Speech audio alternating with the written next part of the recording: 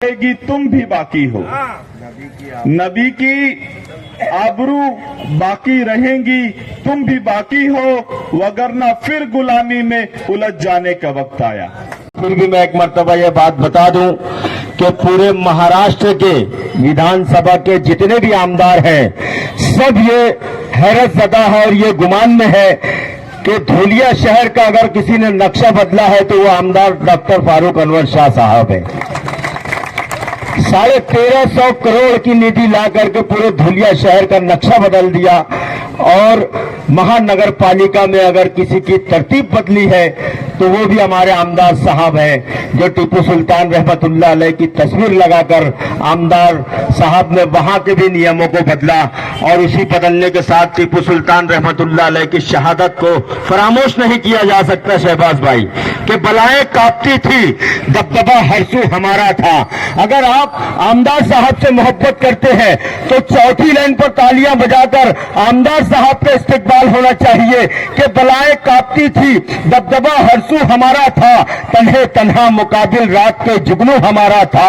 मुखालिफ धड़कनों से पूछ लीजिए जंग का आलम, हजारों दुश्मनों के सामने टीपू हमारा था। बिस्मिल्लाहिर्रहमानिर्रहीम। नमदो सल्ली अला रसूलिल करीम। अम्मा बाद, आज की इस मीटिंग के सदर, डाइस पर बैठे हुए तमाम मौजूद हाजरीन, आमदार साहब के बड़े साहबजादे शहबाज शाह साहब, नौजवान दोस्तों, बुजुर्गों और साथियों,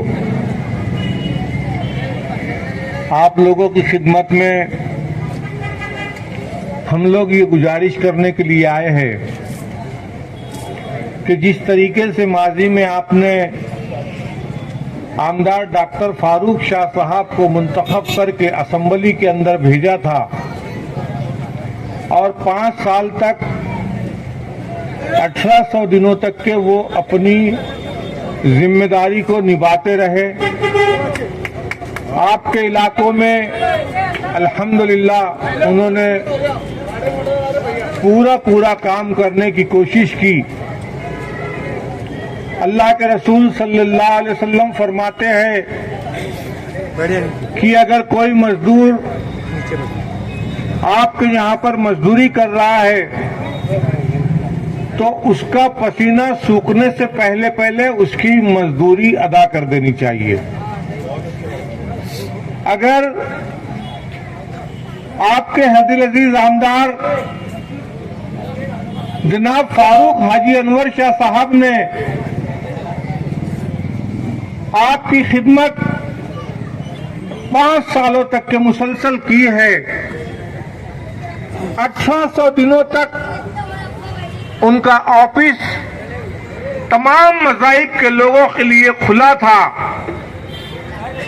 वो ऑफिस दारुस्सलाम, जहां पर मुस्लिम समाज की भी खिदमत अंजाम दी जाती थी, जहां पर हमारे हिंदू भाइयों की भी सेवा की जाती थी, वहां जहां पर हमारे बाबा साहेब के अनुयायियों की भी खिदमत की जाती थी, जहां पर हमारे सिख भाई भी आकर के अपने काम करवाते थे, जहां पर ईसाई भाई भी अपने आकर के काम करवाते थे, वो ऑफिस था आमदार डॉक्टर फारूक शाह साहब का। और अल्लाह तबारक ताला ने ये जो मौका हम लोगों को अता फरमाया था वो 15 अगस्त 1947 के बाद में अल्लाह पाक ने हम लोगों को एक नियामत अता फरमाई थी और है। अब 5 साल तक अल्लाह के रहमो करम से, अल्लाह तबारक ताला की जानिब से एक जिम्मेदारी समझ करके आमदार साहब अपने फराइज को अंजाम दे रहे थे। आमदार साहब अपनी मारूजात में, अपनी तकरीर में हमेशा ये फरमाते हैं कि जब मैं चुन करके आया और जब मेरी रैली मेरी कौम ने, मेरी उम्मत के फर्जों ने, नबी अक़दस सल्लल्लाहु अलैहि वसल्लम के उम्मत के फर्जों ने निकाली, तो मेरी कौम की माँ और बहनें घरों से बाहर निकल करके थाली बजा करके मेरा इस्तकबाल कर रही थी। क्या बात है, क्या बात। तो रात में आमदार मौसूफ फरमाते हैं कि रात भर मुझे नींद नहीं आई और मैं अल्लाह तबारक ताला से दुआ करता रहा कि ऐ रब्बुल आलमीन, मेरी कौम ने जो मुझ पर एतमाद किया है, मेरी कौम ने जो मुझ पर विश्वास किया है, मुझे इतनी ताकत अता फरमा, मुझे इतनी शक्ति प्रदान कर कि मैं अपनी कौम के एतमाद पर, विश्वास पर खरा उतर सकूं। आमदार मौसूफ धुलिया शहर के अंदर 5 दिन रहते थे और हफ्ते में 3 दिन बंबई रहते थे। और जब भी अल्लाह पाक के रहमो करम से वो बंबई से आते थे, इससे पहले जितने भी एमएलए, मेंबर ऑफ असेंबली, आमदार हुए हैं, हम लोगों को ये मालूम ही नहीं था कि नीति किसको कहते हैं। ये आमदार फारूक शाह साहब ने हम लोगों को बताया कि नीति किसको कहते हैं, फंड किसको कहते हैं, सरकार की जानिब से मिलने वाला फंड किसको कहते हैं, ये आमदार साहब ने बताया। क्या बात है, क्या बात है। आमदार साहब जब भी बंबई से धुलिया आते थे या बंबई में ही रहते थे, तो वहीं से अखबारों के अंदर ये खबर आ जाती थी कि इस इलाकों के लिए अल्लाह तबारक ताला के रहमो करम से, नबी पाक सल्लल्लाहु अलैहि वसल्लम के सदक़े में आमदार साहब की कोशिशों से अल्लाह पाक ने इतना फंड मुहैया अमुक इलाकों के लिए किया है। आमदार मौसूफ सिर्फ मुस्लिम इलाकों की खिदमत नहीं कर रहे थे, बल्कि हमारे बिरादरान वतन, हमारे देश बांधव की भी सेवा कर रहे थे। आमदार मौसूफ जब चुन करके आए तो प्रेस कॉन्फ्रेंस लिए, पत्रकार परिषद लिए और उस पत्रकार परिषद के अंदर तमाम मज़ाहिब के पत्रकार मौजूद थे, अखबार के नुमाइंदे मौजूद थे, सहाफ़ी मौजूद थे। उसमें आमदार साहब ने कहा की माझ्या पत्रकार बांधवांनो, मी फक्त मुस्लिम समुदायाचा आमदार नाही, मी मुस्लिमांचा आमदार आहे, मी हिंदूंचा आमदार आहे, मी बाबासाहेबांचे अनुयायीचा आमदार आहे, मी बुद्धिस्टचा आमदार आहे, मी आदिवासींचा आमदार आहे, मी सिखांचा आमदार आहे, मी ईसाई समुदायाचा आमदार आहे। धुळ्या शहरामध्ये जे जे निवासी वास करतात त्या सगळ्यांचा मी आमदार आहे आणि माझ्याकडे कुठल्याही समुदायाचा माणूस काम घेऊन आला तर मी प्रयत्न करेल की अल्लाह पाकच्या कृपेने माझ्या ऑफिसवर येणारा प्रत्येक माणसाची समस्यांचा निराकरण माझ्या माध्यमातून व्हायला पाहिजे। 5 साल तक आमदार मौसूफ ने तमाम मज़ाहिब को लेकर के इस तरीके से खिदमत की कि आज जो हमारा शहर अल्लाह के रहम करम से आज अमन अमान का गहवारा बन गया है। आमदार साहब ने हिंदू और मुसलमानों को ये बोलने पर मजबूर कर दिया है कि सारे जहां से अच्छा हिंदुस्तान हमारा, हिंदुस्तान में अच्छा धुलिया शहर हमारा, धुलिया जिला हमारा। आमदार साहब ने तमाम मज़ाहिब के लोगों को ये कहने पर मजबूर कर दिया कि नई सदी को नया इनकलाब देना है, नई सदी को नया इनकलाब, नई क्रांति देना है। हर इख्तिलाफ को, हर मतभेद को मिट्टी में दाब देना है। कई मकान जले फिर भी रोशनी ना हुई, तबाह सब हो गए, खत्म दुश्मनी ना हुई। अब आओ मिलकर मसाइल का हल निकाला जाए। जो धुलिया शहर, जो धुलिया जिला, जो महाराष्ट्र, जो हिंदुस्तान डूब रहा है उसे संभाला जाए। आमदार साहब ने तमाम मज़ाहिब के लोगों को साथ में लिया। आज की अखबारात उठा करके देखिए, आमदार मौसूफ अपना उम्मीदवारी का फॉर्म जब दाखिल कर रहे हैं तो उनके बाजू में हमारे बिरादरान वतन धातरक बोल करके, धातरक साहब उनके बाजू में भगवी टोपी और भगवा रुमाल डाल करके खड़े हुए। उनके बाजू में एक बाबा साहेब के अनुयायी राज चौहान साहब खड़े हुए। उनके बाजू में सिख समुदाय के सुखविंदर जी खालसा, ये जत्थेदार सिख समुदाय के मजहबी पेशवा धर्मगुरु, ये खड़े हुए हैं। उनके बाजू में मौलवी शकील अहमद कासमी साहब मध्य जिले आलहू खड़े हुए हैं। 5 लोगों को इजाजत थी, हिंदू, मुसलमान, सिख, बाबा साहेब के अनुयायी, तमाम मज़ाहिब के लोगों को ले जाकर के आपने फॉर्म दाखिल किया, आपने उम्मीदवारी का अर्ज दाखिल किया। अब दोस्तों, आपकी जिम्मेदारी है कि फिर से एक मर्तबा असेंबली में आमदार साहब को मुंतखब करके भेजिए।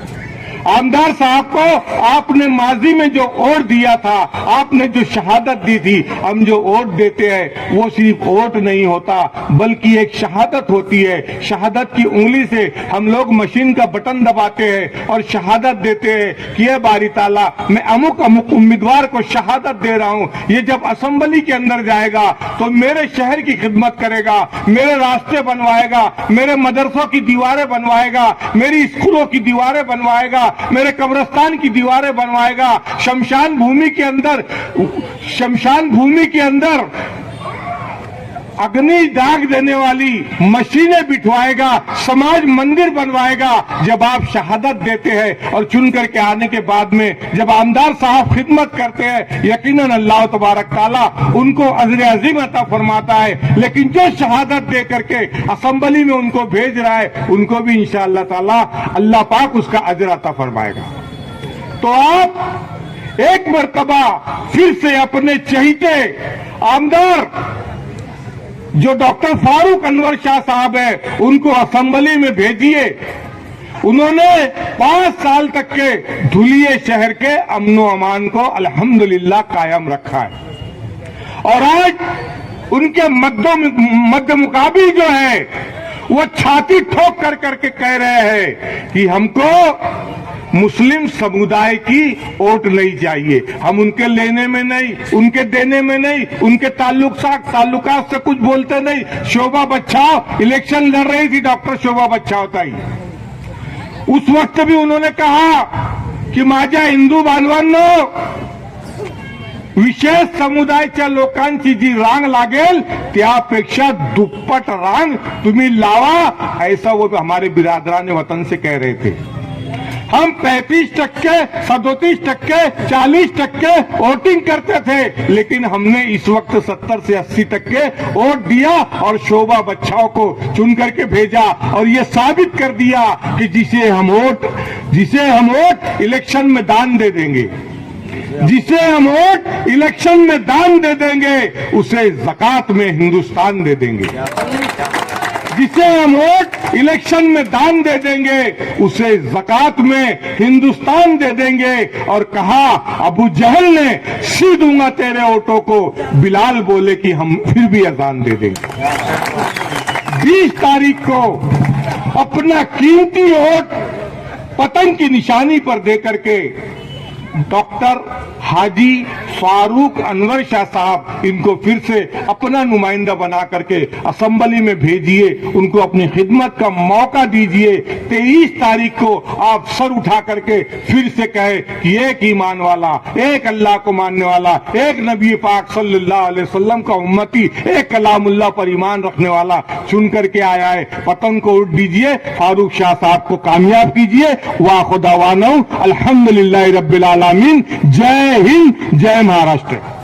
मजाक के तौर पे है शहबाज भाई, हो इशारा है वो कि बेगम को उंगलियों पे नचाने के वास्ते वो जा रहा था अंडा फुकाने के वास्ते। बेगम को उंगलियों पे नचाने के वास्ते वो जा रहा था अंडा फुकाने के वास्ते। वापस हुआ तो अपना ही बकरा नहीं रहा, निकला था घर से बकरी चुराने के वास्ते। की वो दबंग आवाज से आपकी मुलाकात करवाता हूं, जिनको हम और आप बहुत मोतबर शख्सियत के नाम से जानते हैं कि बंद रखते हैं जबान लब नहीं खोला करते, चांद के सामने तारे नहीं बोला करते। बंद रखते हैं जबान लब नहीं खोला करते, चांद के सामने तारे नहीं बोला करते। जाने जाते हैं इसी बात से दुनिया भर में, हम किसी और की बोली नहीं बोला करते। आली जनाब शहबाज शाह साहब से मैं गुजारिश करूंगा। बहरहाल वक्त बहुत कम है, हमारे साहब भी अभी बोलने वाले हैं। इंशाअल्लाह अगले बार मैं और बोलूंगा। सत्तार बहादुर मुस्लिमीन की तरफ से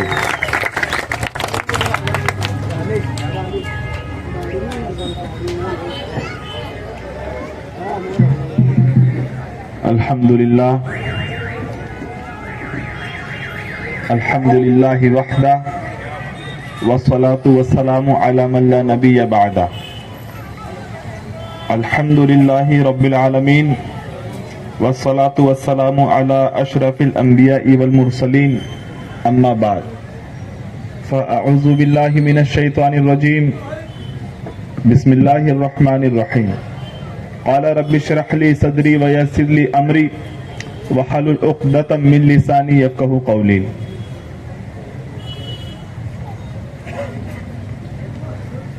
मुसलमानों संभल जाओ, अब संभल जाने का वक्त आया। मुसलमानों संभल जाओ, अब संभल जाने का वक्त आया। बहुत सोए हुए हो तुम, अब होश आने का वक्त आया। मुसलमानों संभल जाओ, अब संभल जाने का वक्त आया। बहुत सोए हुए हो तुम, अब होश आने का वक्त आया। जहां से 313 चले थे तुम मुसलमानों, उसी माजी के पन्ने पे पलट जाने का वक्त आया। जहां से 313 चले थे तुम मुसलमानों, उन्हीं माजी के पन्ने पे पलट जाने का वक्त आया।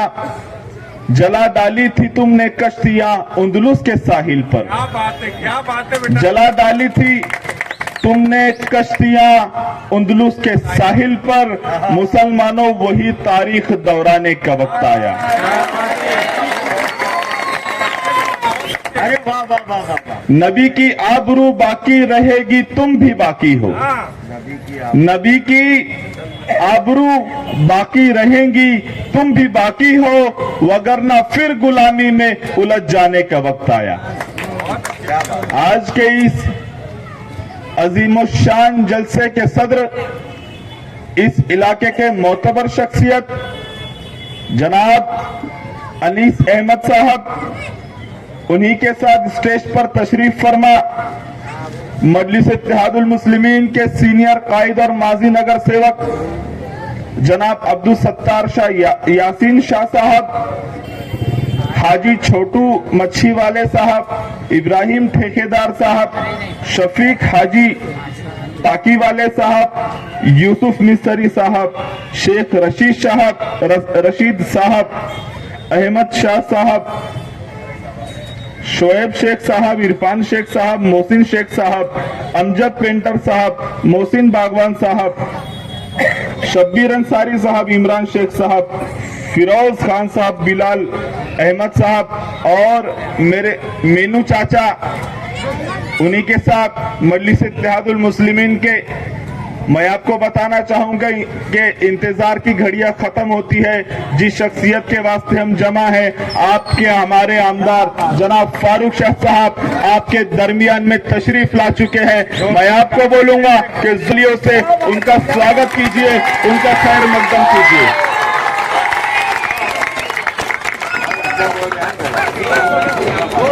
और मैं इस शेर के साथ में आमदार साहब के ही शेर के साथ में मैं आमदार साहब का यहाँ पे इस्तकबाल आप लोगों की जानिब से करना चाहूंगा कि ये बुजुर्गों की दुआ है, ये अता है उसकी। ये बुजुर्गों की दुआ है, ये अता है उसकी। सिर्फ अल्फाज के पत्थर नहीं फेंके मैंने, अपनी मेहनत से किया जहां में नाम रोशन, गैर की आग पे तलवे नहीं सेके मैंने।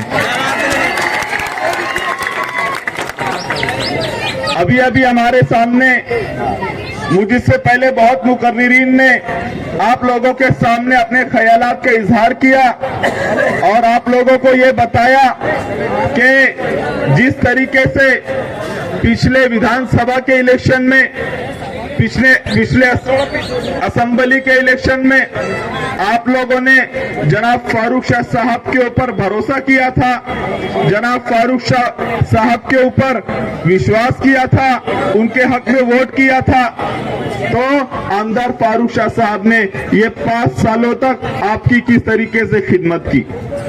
जैसे जैसे मसाइल पेश आए आमदार फारूक शाह साहब ने फौरी तौर पर उसके ऊपर एक्शन लिया और मसाइल को हल करने की पूरी कोशिश की और अल्लाह तबारक व तआला ने कामयाब भी किया। ये वडजई रोड है, आप लोगों को बताया गया कि कई सालों से लोग आते थे, उद्घाटन करते थे, नारियल फोड़ते थे, खुद का सत्कार करके चले जाते थे और रोड नहीं बनता था। आमदार साहब के हाथों से अल्हम्दुलिल्लाह वो रोड की तामीर हुई। मगर ये आपको मैं बताना चाहूंगा कि जो सालों तक 10 सालों तक 20 सालों तक वडजई रोड जैसे बड़े रास्ते को अगर इग्नोर किया गया, अगर नजरअंदाज किया गया, तो उसकी वाहिद वजह यह थी कि वडजई रोड पूरा के पूरा रोड मुसलमान बस्ती से गुजरता है।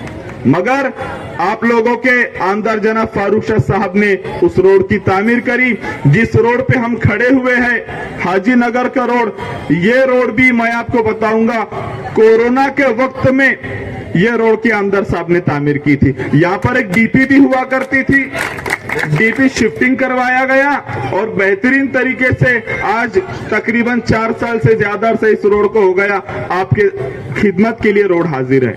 मैं ये आपको बता रहा था कि जैसे जैसे विकास काम के मसाइल आते गए, आमदार साहब ने फौरी तौर पर हर शोबे में, हर फील्ड में तरक्कियाती काम किए, तामीरी काम किए, चाहे वो समाजी शोबे का हो, तालीमी शोबे का हो, इदारे हो, हर तरीके से आमदार साहब ने आपकी खिदमत किया। मैं आपको बताना चाहूंगा कि जिस तरीके से आमदार साहब का कार्यकाल शुरू हुआ, कोरोना का वक्त आया, उस वक्त में नवे सिविल हॉस्पिटल में वीडीआरएल लैब आमदार साहब ने लगाकर दिया। वीडीआरएल लैब क्या होती है? जिसमें कोरोना की टेस्टिंग होती थी। पूरे महाराष्ट्र में एक मशीन थी, वो भी पुणे में थी। आमदार साहब ने उस वक्त के आरोग्य मंत्री राजेश टोपे से पाठ पुरावा करके वो आप लोगों की खिदमत में लाकर दिया, जिसका फायदा आधे महाराष्ट्र ने लिया। उसके बाद में उसी नवे सिविल हॉस्पिटल के अंतर्गत रास्तों के लिए तकरीबन 20 करोड़ रुपए दिए, वहां की नवी बिल्डिंग के लिए निधि दिया। जूना सिविल हॉस्पिटल था, उसको पहले जो बंद हो चुका था उसको 100 बेड के साथ मंजूरी करवाई, वहां पर सीटी स्कैन मशीन दिया। डीपी नहीं थी, पहले इलेक्ट्रिसिटी का इंतजाम किया, सीटी स्कैन मशीन दिया और अब वो जूना सिविल हॉस्पिटल 200 बेड के साथ में 43 स्पेशलिटीज के साथ में आमदार साहब की निधि से 2 एम्बुलेंस के साथ में आप लोगों की खिदमत में हाजिर है। वहां पे आईसीयू ऐसा बनाया गया जैसे बंबई के हॉस्पिटल में मॉड्यूलर आईसीयू होता है, जूने सिविल हॉस्पिटल में मॉड्यूलर आईसीयू बनाया गया। वहां पे ऑपरेशन थिएटर ऐसा बनाया गया जैसे मुंबई के हायर सेंटर में, चाहे वो टाटा हो, वो नानवटी हो, वो लीलावती हॉस्पिटल हो, उस तरीके से ऑपरेशन थिएटर बनाया गया। आप लोग जाकर देखेंगे तो जो उसकी दीवारें हैं वो भी स्टील की है। ऐसा मॉड्यूलर और ऑपरेशन थिएटर आप लोगों के लिए आमदार साहब ने करके दिया। उसके अलावा कोई तो हमारा मुखालिफ ये बोल रहा था कि मैं ऐसे आप लोगों के बच्चों के लिए तालीम का इंतजाम करूंगा जैसे अंबानी के घर के बच्चे करते हैं। इलेक्शन आ गया तो आप लोग आ गए हथेली पे चांद लेकर हमको गुमराह करने के लिए। अगर आपको कॉलेज बनाना था तो अभी तक कहां आप लोग थे? जिस तरीके से बोले अंबानी के घर के बच्चे पढ़ते, मैं धुलिया में वैसी कॉलेज बनाऊंगा। एक आया था धुलिया को सिंगापुर बनाने के लिए। सिंगापुर वाला उसकी उम्र हो गई। सत्तार शाह साहब बैठे हुए हैं, ये जब जवान हुआ करते थे, जब वो बोलता था दूल्हे को सिंगापुर बनाऊंगा, अब उनकी भी सफेदी निकल आई। अभी तक सिंगापुर नहीं बना और वो खुद भी ज़ईफ हो गया। आज ही मैंने देखा फॉर्म भरने आया था तो दोनों तरफ से कन्नी मांगते हुए चल रहा था। इलेक्शन आता था, आप हमारे दरमियान में आए, आपने वादा किया कि आप मुसलमानों हमको वोट दो, हम सेकुलर हैं, आप हमको वोट दो, हम आपके रास्तों की तामीर करेंगे, हम आपके लिए तरक्याती काम करेंगे, हम आपके कब्रस्तानों की हिफाजती दीवार बना कर देंगे, हम आपके मदरसों की हिफाजत करेंगे, अगर हिजाब के ऊपर बात आएंगी हम आपकी क़यादत करेंगे, अगर शरीयत में मुदाखलत की जाएंगी आपकी आवाज बनकर हम आपका कायद बनकर आपकी क़यादत करेंगे, आपकी वोट की भीख पर 2 मरतबा 3 मरतबा आमदार बनके शहर के ऊपर हुकूमत की, मगर असेंबली में जाने के बाद में आपके वोट की खैरात के ऊपर असेंबली में पहुंचते हैं तो कहते हैं कि जिसको इस देश में रहना होगा उसको गलत कुछ नारा लगाना होगा। मैं आप लोगों को बोलना चाहूंगा साथियों कि अनिल गोटे जब पहली मर्तबा आमदार के इलेक्शन में खड़े हुए थे उनको सिर्फ 1800 वोट मिली थी। ये आप लोग हो जिसने गोटे को गोटे बनाया, जिसने राजवर्धन कदम बांडे को राजू बाबा बनाया। आप लोगों की वोट की खैरात के ऊपर 2 मरतबा 3 मरतबा ये वादा हमसे किया करते थे कि हम आपका काम करेंगे, मगर जीत के आने के बाद में मुसलमान बस्तियों को नजरअंदाज किया गया, उलमा कराम को नजरअंदाज किया गया, हमारी औरतें कुछ तरक्याती काम लेकर गई उनको वापस कर दिया गया। वही अनिल गोटे जो आज हमारे सामने उम्मीदवारी कर रहा है, जब वो आमदार हुआ करता था उसके पास में हमारी औरतें अगर गई कि अन्ना हमारे इलाके में पानी की तकलीफ है, आप हमारे पानी की तकलीफ को हल कर दीजिए, तो बजाय काम करने के हमारी माँ बहनों से कहता है कि आप लोग तो हफ्ते में 1 दिन नहाते हो, क्या पानी की जरूरत होगी, क्या आप लोगों को पानी की जरूरत होगी। मगर मैं आपको बताना चाहूंगा कि पिछली मर्तबा का आपका बाशऊर फैसला था, आपने जनाब फारूक शाह साहब को मुंतखब किया, अंसार नगर में जाकर देख लो पानी की टाकी आपके सामने खिदमत के लिए हाजिर है। जो ये कहता था कि आप लोगों को क्या पानी की जरूरत है, इंशाल्लाह मैं दुआ करूंगा कि बेटा उम्र बहुत हो गई तेरी, तू जाएगा ना ये आमदार साहब की निधि से जो मशीन लगाए ना उसमें जलाया जाएगा।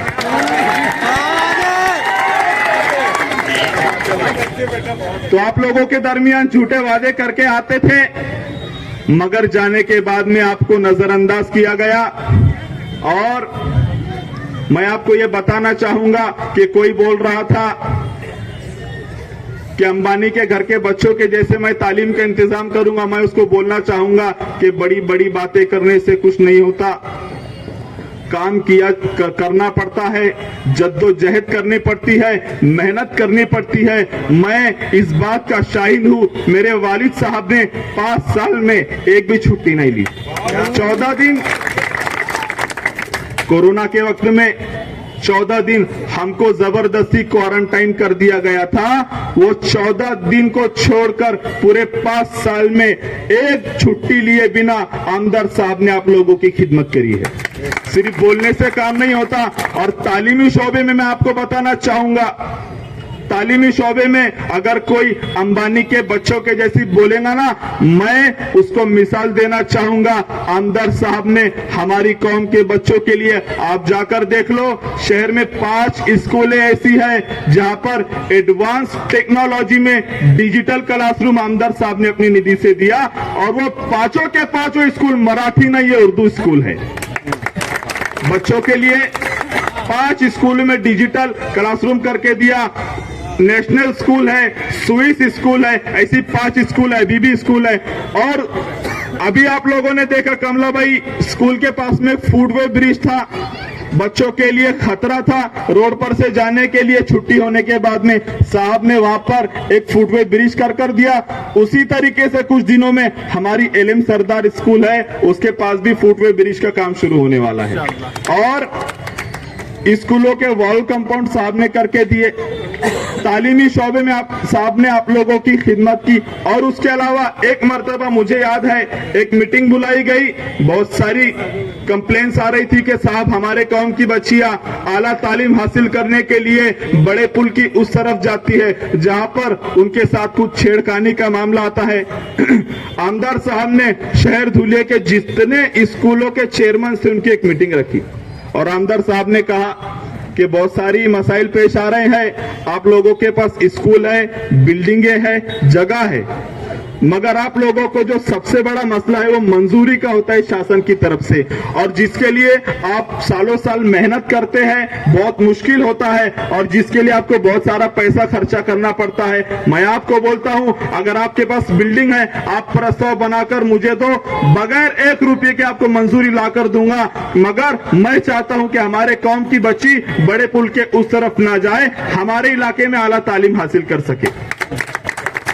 लिहाजा वो नहीं हो पाया तो आमदार साहब ने खुद ही एक स्कूल तामीर की है। क्या बात है, बहुत अच्छी। उसके बाद ये फैसला लिया कि खुद एक स्कूल तामीर किया जाना चाहिए जो प्राइमरी तक मंजूर हो चुकी है। वहां के बच्चों का यूनिफॉर्म आमदार साहब की जानिब से मुफ्त में दिया जाता है, उनका ट्रांसपोर्टेशन आना जाना साहब की जानिब से मुफ्त में किया जाता है, उनकी किताबें बयाजों का खर्चा आमदार साहब अपने निजी खर्चे से देते हैं। उसके बाद में मैं आपको हॉस्पिटल का बता रहा था कि इस शोबे में आमदार साहब ने काम किया, तो सिविल हॉस्पिटल का भी बता दिया, नए का भी बता दिया, जूने का भी बता दिया, मगर और जरूरत महसूस हुई अपने इलाके में साहब ने खुद का एक हॉस्पिटल शुरू किया जहां पर 18 डिपार्टमेंट है और सारी बीमारियों का इलाज वहां पर मुफ्त में होता है।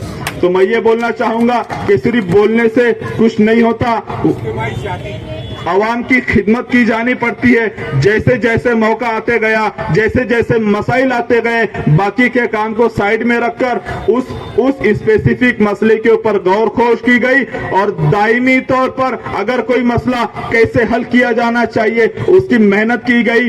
एक मर्तबा एक बुजुर्ग आके आमदार साहब पास कहने लगे कि साहब हमने, मेरे को 3 बच्चियां हैं, बड़ी बच्ची की शादी करनी थी, मैंने किसी सूदखोर से कर्जे हंसना लिया था और उसकी शादी करवाई थी, शादी तो हो गई, वो कर्जे हंसना मैं दे नहीं पा रहा था, वो सूदखोर ने अपनी कर्जे की असल कीमत लेने के बाद भी मेरे ऊपर कमोबेश 2 लाख रुपए निकाल रहा है। अगर मेरे पास में ये 2 लाख होते मैं उससे कर्जा ही क्यों लेता, मैं इतना परेशान हूं, घर में 2 बच्चियां बगैर शादी की बैठी हुई है, मैं ऐसे सोच रहा था कि मैं खुदकुशी कर लूंगा। साहब ने ये उससे पूछा कि किससे आपने कर्जा लिया, और जिससे लिया था साहब ने उसको बोल दिया, उसका मसला हल कर दिया कि इनसे 1 रुपया भी इसके बाद में मांगना नहीं। ये मसला तो हल हो गया, मगर दायमी तौर पर यह मसला कैसे हल होना चाहिए, तो आमदार साहब ने अपनी टीम को लेकर बैठा और कहा कि जिस तरीके से ये बुजुर्ग आए हैं, शहर में न जाने कितने बुजुर्ग होंगे जिनकी बच्चियां बिन बियाई सिर्फ इसके लिए मेरे कौम की बच्चियां बैठी होंगी कि उनके वालिद साहब उतना एफर्ट नहीं कर सकते, उनकी शादियों के लिए उतनी रकम नहीं है। तो उस वक्त में साहब ने ऐलान किया, साल में 2 मरतबा यतीम बच्चियों के लिए, गरीब बच्चियों के लिए, मुस्तहिक बच्चियों के लिए पूरे साजो सामान के साथ, उनके बारातियों के खाने के साथ बेहतरीन तरीके से स्टेज लगाकर 2 मरतबा साल में इज्तिमाई शादियां की जाएंगी। और आप लोगों ने देखा कि 3 साल से अल्हम्दुलिल्लाह वो सिलसिला जारी है। जैसे जैसे मसाइल पेश आते गए वैसे वैसे साहब ने आप लोगों की क़यादत की। मैं आप लोगों को ये बोलना चाहता हूं, मैं आप लोगों को ये बताना चाहता हूं कि हर मामले में, हर मसाइल पे साहब ने आपकी तकलीफ को अपनी तकलीफ के ऊपर तरजीह दी है।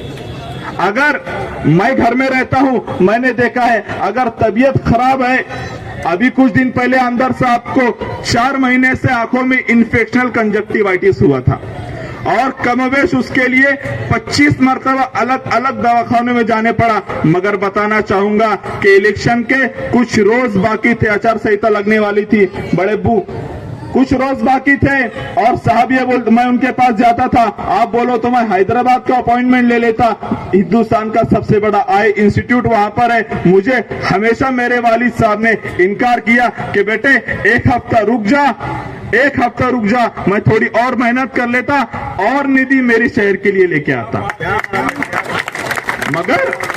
मगर हफ्ते गुजरते गए, अभी तक आए चेकअप नहीं हुआ, दूसरे डॉक्टरों की दवाएं ले लेके वो बीमारी खुद ही आखिरी में अच्छी हो गई। तो ये बताने का मकसद ये है कि उनकी तकलीफ के ऊपर आपकी तकालीफ को तरजीह दिया।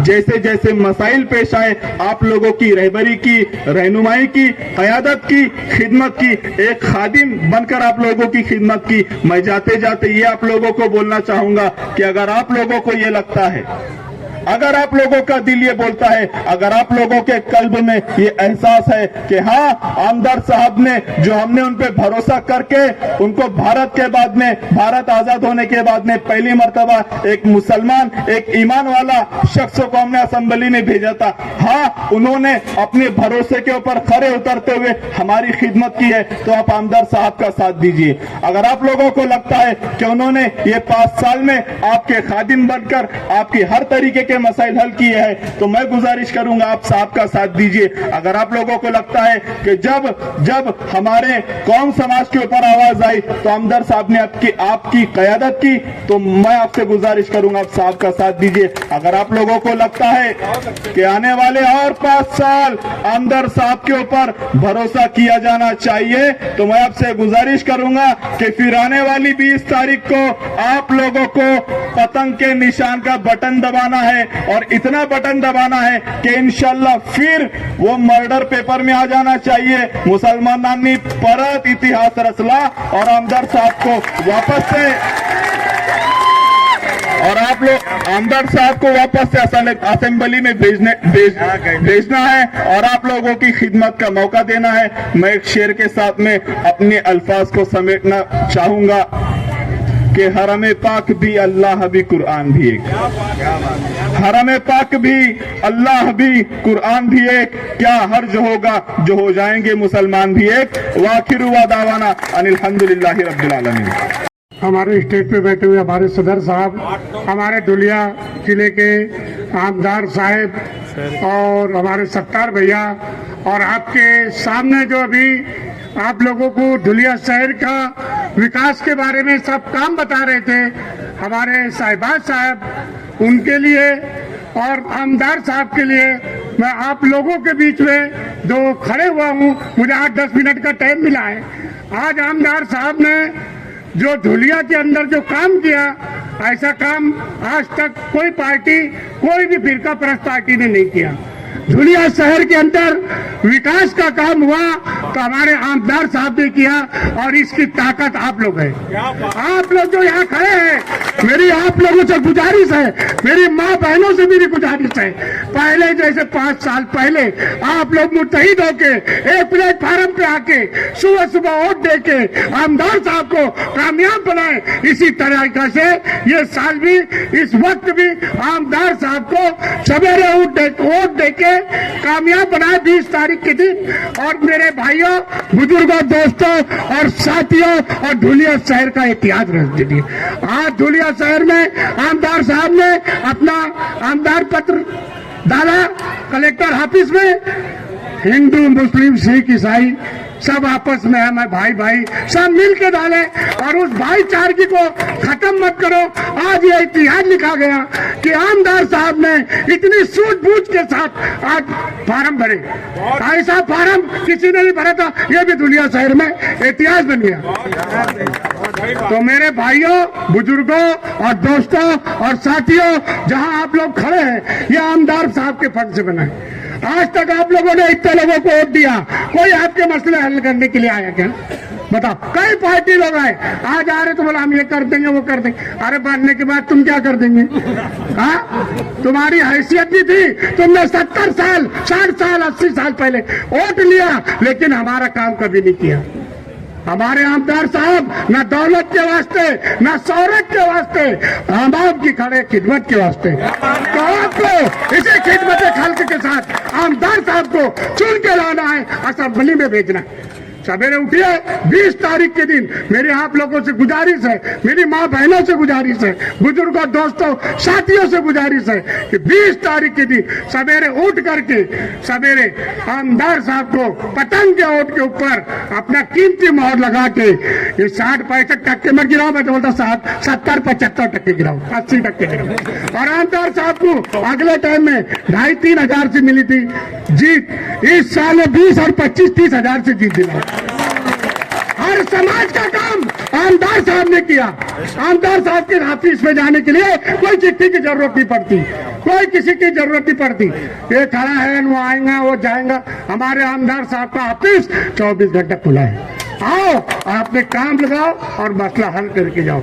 तो ऐसे नेता को मैं आप लोगों से पूछना चाहता हूँ, 20 तारीख के दिन आप लोग वोट देंगे कि नहीं? मैं कोई बताऊँ, हाथ उठा के बोलो और सबकी ताकत बताओ कि 20 तारीख के दिन पतंग को वोट देख के कामयाब बनाएंगे और धुलिया शहर का इतिहास फिर से रचेंगे।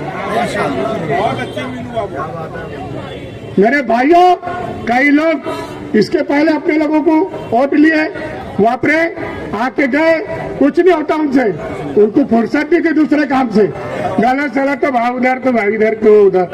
अरे भैया, ये दादा इधर, ये बैठा शेर, ये दुनिया का शेर बैठे। इस शेर की ताकत को देखो, इस शेर को देखो। इंशाअल्लाह ये 5 साल में आमदार बना के भेजो, अगले साल साहिबाज को आमदार बनाएंगे और इनको खासदार बनाएंगे। मेरी ये गुजारिश है आप लोगों, और आप लोग का साथ है। मुझे पूरे धुलिया शहर का मालूमात है, मैं जो लोगों के बीच में घूमता हूँ, हर जमात समाज के लोग बोलते हैं आमदार का ऐसा काम किसी ने नहीं किया। चाहे झुकते मिले, जो मिला लबाड़ मिला, लेकिन आमदार इतनी सच्चाई से काम करे, धुलिया शहर की काया पलट दी। काम गिराने बैठूंगा तो पूरा दिन और रात लग जाएगा। हमारे आमदार साहब के उतने काम है, और बाहर यहाँ तो यहाँ दुनिया में तो नाम है, बाहर भी नाम है आमदार साहब का। बोलते धुलिया शहर के मुसलमानों को दाद देना पड़ेगी कि आमदार साहब को चुन के लाए, मुस्लिम कैंडिडेट को चुन के लाए और धुलिया शहर का विकास करे आमदार साहब। आप लोग का नाम है, आप लोग के नाम से हमारे आमदार साहब का नाम है, तो मेरे आप लोग हो गए कि भाई वक्त कम है, इसके लिए मैं आप लोगों से ये कहना चाहता हूँ, 20 तारीख के दिन सवेरे उठ के नमाज पढ़िए और बिस्मिल्लाह करके पतंग के बटन को दबाइए और आमदार साहब को अक्सरियत से चुन के 25-30 हजार और से चुन के लाके दुनिया शहर का विकास करें। तो आगे तो भाव नहीं है बोलते हैं, हमारा औदलिया नहीं है, अब नहीं है, अभी तक था, अब नहीं है। 60-70 साल से तो यही पूरी खिलाई गई। अब जब हमने हमारे आमदार साहब ने खिलाई ना पूरी, तो बोले इतना विकास, दुनिया शहर में इतना विकास, दुनिया शहर का बच्चा बच्चा, बूढ़ा बुजुर्ग सब बोलते हैं दुनिया शहर का जैसा विकास कहीं नहीं हुआ। इस 5 वर्षी में बहुत लोग आके चुन के आके ढेले लोगों ने, लेकिन उतना काम, इतना फंड किसने नहीं लाया? वो फंड हमारे आमदार साहब ने लाया। तारीख के दिन और भी काम होंगे। आमदार साहब बड़ी बड़ी कॉलेज लाएंगे, अल्पसंख्यक के लोगों के लिए रोजगार लाएंगे, अपने बच्चे लोग को पढ़ने के लिए मेडिकल कॉलेज सब बनाएंगे। इंशाअल्लाह इतना काम हुआ, बचा कुचा काम वो भी है, और वो भी आमदार साहब आएंगे चुन के आप लोगों के बीच में। मेरा ये 2 लफ्ज कहते हुए जय। तेरे नसीब में तारे उतर के आएंगे, कदम कदम पे उजाले उतर के आएंगे, तेरे नसीब में तारे उतर के आएंगे। सहारा बन के निकला है घर से बेसहारों का, तेरी मदद को फरिश्ते उतर के आएंगे। नौजवानों ने हाजी नगर के लोग की जानिब से आमदार साहब का इस्तकबाल हुआ, और आए हुए तमाम लोगों का हम मजलिस इत्तेहादुल मुस्लिमीन की जानिब से हम शुक्र। समीर भाई पतंग पतंग